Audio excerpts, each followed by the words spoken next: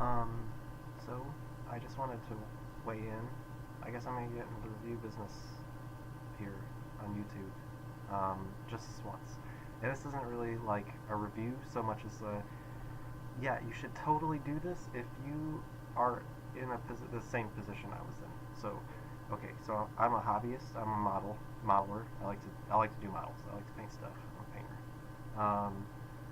And I was thinking 3D printing was probably something I should get into because I like modeling. Maybe making my own models would be cool. But having the whole supply chain sounded awesome, right? So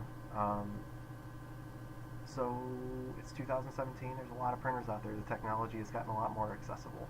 And I looked around. I read reviews. I thought I made the best purchase I could at the time. I got the XYZ Da Vinci Mini, and I really like it.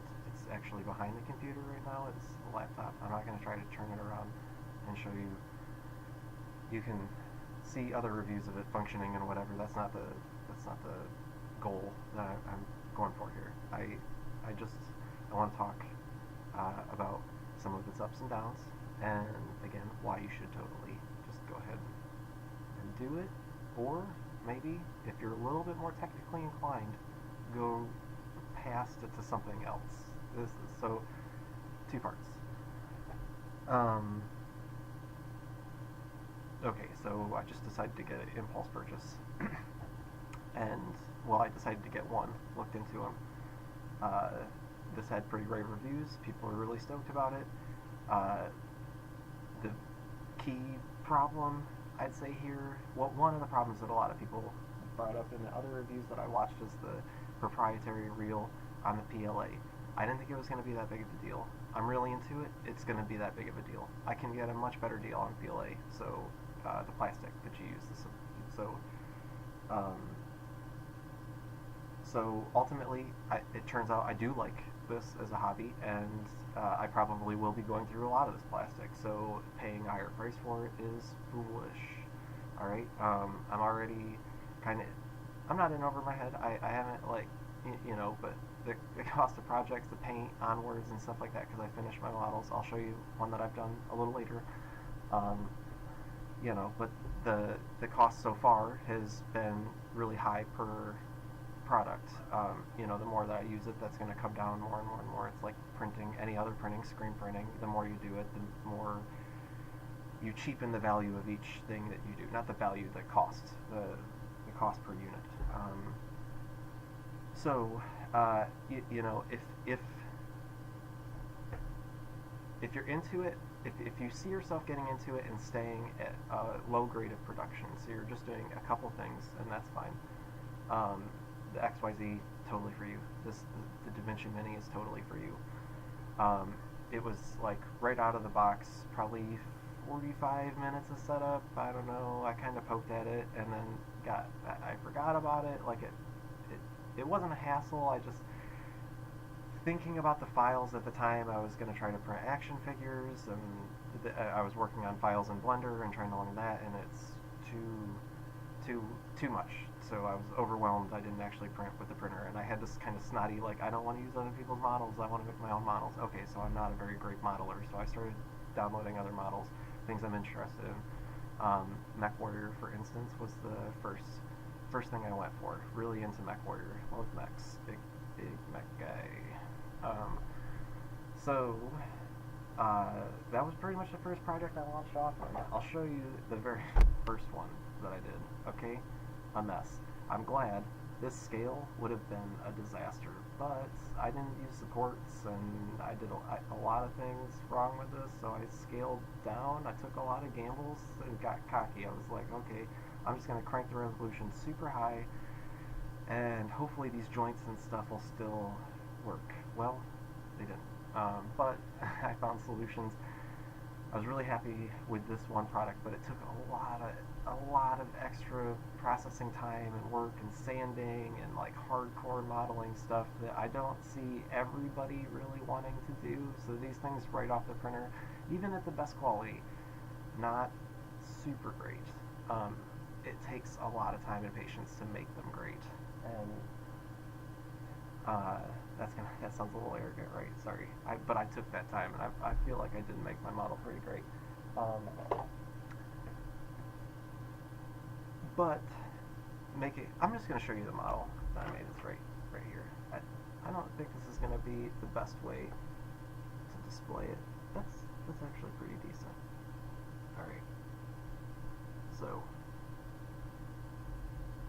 you can see those screws, all that joint work that was in there in this model. This is so I got this from Gambody. They're fantastic. It's a little bit more money because you're paying for people that have done a really good job modeling these things. So which is hard. It's hard to think about industrially modeling a mech for action figures. You know, you can't steal stuff from other companies, or you can, and you can repurpose. I still got a little joint like stuff here. The screws still work. I've been at this shit a while. I'm a pretty crafty guy, so the arms still move. Those are screws too in these joints here. And I still got the hip pivot, and that's also a screw. Anything that at the level of detail that I printed on this for that joint work could never worked at this scale. And I don't like really big models. It takes a lot of resources to like get them to this level with painting and hand painting, and then it makes like when you work really micro, hand painting looks that much better. But when you work macro, it starts to look more and more hokey and like it's been hand painted, because I'm not like a super fantastic hand painter. I am, however, a tattoo artist by trade, so I like these little micro details. So I really got into the weathering and stuff. I can't really show you how smooth it is, but I feel like I got away with very little line work. Now, if you get into the recesses and the places where it was harder to sand, there definitely is. But after a couple of coats of primer, a lot of paint, a lot more sanding, and I'm going to show you if okay, I got it right here. I can save you a ton of time with any printer, really. In sanding, if you go to your hobby store and get any kind of this like putty, this stuff is really intense. It's got a hardcore chemical smell. I've got a pretty fuck it attitude about ingesting general modeling chemicals and paints and inks and stuff. I've been at this shit a while. I'm still alive. It probably won't last for long, but I like to live dangerous. But there's like more low key, like any kind of real like modeling stuff, even the more natural shit, just clay, and go over the surface, and that'll sand down super quickly. You'll get to the ridge line from all your lines, and you'll just breeze over them, and they'll be if you do the like actual sanding routine, of course, then medium, then fine. It'll be smooth as glass, man. And then, like I said, the primer, you don't wanna fuck with the primer layer too much. I've heard people say like start sanding on that. I don't know, unless you want to sand and then reprimer and sand and reprimer and sand and reprimer, and then that's going to show holes. You know, I work with a linear brush, but it's still going to show weird holes if you start like going through it, and it does tend to have like a plasticky kind of lip or ring, and you're never going to fix that with airbrush. You're going to have to like put more modeling clay on to polish over that area. You're basically back to the scratch. Anyway, if you use some kind of clay or something like that, it's going to make cleaning up these surfaces a lot faster. You know, you definitely have to paint them afterwards because they're going to look all modeled and everything. But I don't understand anybody that wants to use the things off of a 3D printer without painting it. Like the first time I saw it, I was like, yeah, of course. I mean, you can have monotone plastics, and you know, it's not the 60s. Kids don't want to play with single color plastic toys, and the adults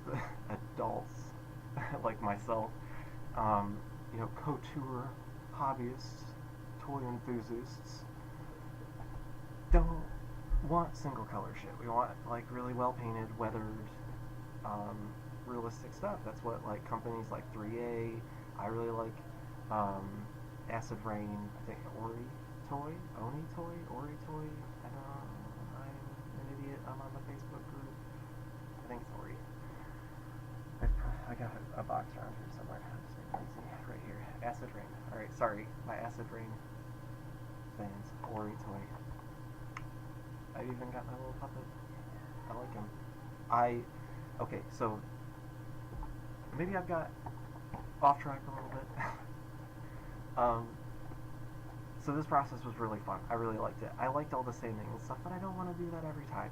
I really want a finer grade, and I'm going to need a finer grade if I want to do the joints and stuff that's necessary to do action figures. I've got an articulated human form that is available on Thingiverse, one of the free resources of a lot of really cool models, and I played around with that to try to make it look like a Warframe from this free-to-play game I'm also into, because it's Robot Space Ninja's a weakness of mine.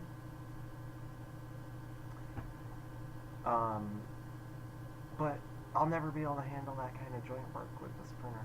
It's just not going to happen unless they're going to be super big. And again, I don't want 12-inch figures. I'm into, like Acid Rain, I'm into probably 1/18 scale or 1/12 scale, and that's pretty much my max. I don't really want to go over that. I don't like big shit. My tattoo shop's already, the shop I work at is super cluttered with my figures and models already, and I just like smaller things. That it's a personal preference. So if I want smaller action figures and to get into that, then I'm going to need a printer that can handle that. So I just ordered the Vertex Mini,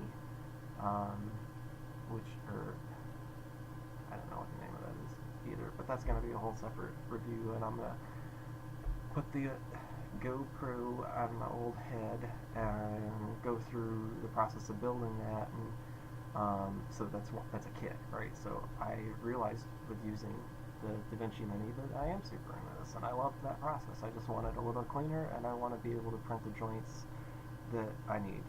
So I paid the same amount for a printer that has a smaller bed, because I'm never going to really try to print anything that utilizes the full bed of the Da Vinci. It's got 5x9 cube, which is awesome. I mean, you can print quite a bit of stuff. Like, that's, if I were to print like a full model, I might want to do that scale, but I don't have that time frame. Here's another thing I'll get into this. This one's loud. This is the office, and our bedroom's right next door. My girlfriend goes to bed really early, so I can't print all night. I could move it downstairs, and but you want to keep an eye on it, because this thing's really hot. We got cats. I don't want them fucking with this 216 degrees Celsius tip. You know, I'm lucky I'm getting away with printing, so I keep it in the daytime hours, and I like to keep an eye on it, so I keep it back here in the office, but it's a little loud. I can't print at night. I'm hoping that the Nano, the new one that I'm getting into, is going to be quieter, so that I can operate in the nighttime hours. I know that it's definitely smaller, so that I can maybe take it out in the living room a little further while I read my stupid Battletech books at night or whatever. And that might suit my needs a little better that way. It also gets to a 0.2 mil, so you got a 0.1 mil on the Da Vinci Mini, and you know, like I said, if you're willing to sand, you can get really good quality. I think this is really good quality. I'm gonna show you again. I'm gonna make you get up in this mech's face with his big guns. You know, I did a lot of weathering. That's all sponge work. I painted this all in a day. The decals didn't really work out for me, but you know, so you can get some really good detail. It's just, again, it took me a lot of time to get there. So I'd really like something that's a little less stressful and time consuming as far as the physical labor. I'd like to get to painting quicker. I'd also like it to be faster and quieter, which the Nano is. And the Nano offers me a chance to actually build a 3D printer. So when I get interested in something, I want to learn everything about it and be a part of every part of the process of my tools. And with the Da Vinci Mini, when stuff went wrong, there were occasional things. My nozzle got clogged. It was making some weird sounds. I was like a caveman. I just started slapping this thing. So I don't really know, you know, how to fix this. But with something I built myself, then I can fix that. If you're technically inclined, maybe you just want to go right to that direction, because it's going to be faster, quieter. It's a smaller bed, but if you're into the smaller scale like I am, then who cares? I'm never going to use this whole thing, and you can break stuff up and do different sections. It's pretty easy to segment shit in Blender so that you can glue it back together. This stuff is plastic. There's plastic glues that you can get for $2-3, and boom, it's right back together. So if you're looking to do a couple of things, go with the Da Vinci Mini. You know, here and there. You're a low-key hobbyist. It took me probably 25 hours of printing for that mech, and then I'd say I spent about 20 hours of sanding too. So that's a 45-hour job. Painting was maybe 10 hours. I don't know. I blasted through it in like a whole day. A lot of that's drying time. It doesn't really count. So yeah, I'm really excited to get my Nano and get a little further into this process, but I've been really happy with what the Da Vinci Mini could provide me. In the future, I'm going to use it to print larger pieces and try to keep my production level going and find out what it's best at, so that, like, say, larger parts of mechs, like the cockpits and the bulkier parts of the bodies, I can set it at that task, and it'll take half a day to do that job, and it'll be really good, and it'll take me some sanding, and in that time I can also print all the other parts of that. I'm also thinking this might work for pieces of torsos for action figures and stuff that's a little bit more detailed, but definitely the joints, the heads, I need the difference between what point 1 and what I hope point 2 is. I've seen enough from point 2 to definitely want me to get in at the $300 level again, which is what the Da Vinci cost me. So I'm hoping to find a way to keep them both productive, and you know, I know it was a little foolish to go right back in after having gone this far with this one, but I got really excited, but quickly found its limitations, pushed through them, and realized I don't want to be doing that every single time. The next model was a follow-up. It was Star Citizenship. I left it at work today. It was really kind of a failure. I don't know if that was the model. It looked like it was an STL file yanked right out of the game, and it just didn't really communicate well to the printer. That's another thing. The connection between the printer and the computer is just like, when it's sending a file from here to there, you find yourself like sitting and just praying to the print gods that this is gonna go through. You know, like, please God, just process this time, because it'll sometimes, for the bigger files, for that spaceship, it hit 35 minutes, and at any point in time in that, it was possible for the to see print error, and if you get this printer, you're definitely going to see print error more and often than you would like, for sure. It's going to cost you a lot of time, and you can reduce stuff, and sometimes if you just keep beating it and put that file back through, sometimes it'll go through. But in that case, like, I did it a bunch of times. It cost me a lot of time. The estimated time on this thing is a mess. I just found out you can pause it, and that would have really saved me a lot of trouble. That's a stupid error on my part. I went to forums instead of the instructions, and it was kind of buried in a weird part about how the light operates. The light's the button to pause and to cancel, and it was more like when it's blinking, then it's paused. It never really said you can pause by pushing the button. So, and nobody in the forums anywhere that I'd seen had covered that. So,